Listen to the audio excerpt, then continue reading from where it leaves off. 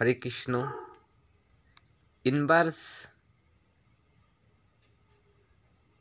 বার্তায় কিন্তু বলে যে একসাথে অনেক চলেছি, একসাথে হাত ধরে হাঁটছি। এ কথাগুলো কিন্তু ঠিকই বলে। একসময় তো ইনভার্স আমাকে হাত ধরিয়ে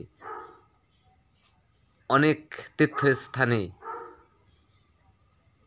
উনি আমাকে সাধুত্ব শিখাইছে এবং দিন শেষে এটাই শিখাইছে যে শূন্য হয়ে যাও, কোনো মজুত করো না। কেননা ইনভার্স কিন্তু ঘরে এক মুঠো চাল উনি যখন পৃথিবী থেকে বিদায় নেয় আমার গুরুদেব, তখন ঘরে এক মুঠো চাল উনি মজুত রেখে যায় নাই। উনি লক্ষ লক্ষ টাকা ইনকাম করছে এবং এই যে ইনভার্স বার্তায় যে বলে যে বাচ্চারা আমার, অর্থাৎ আমরা 14-15 জন লোক এদেরকে ইনভার্স চালাইতো। ইনভার্স বার্তায় যে বলে এই কথাগুলোকে 100% ঠিক।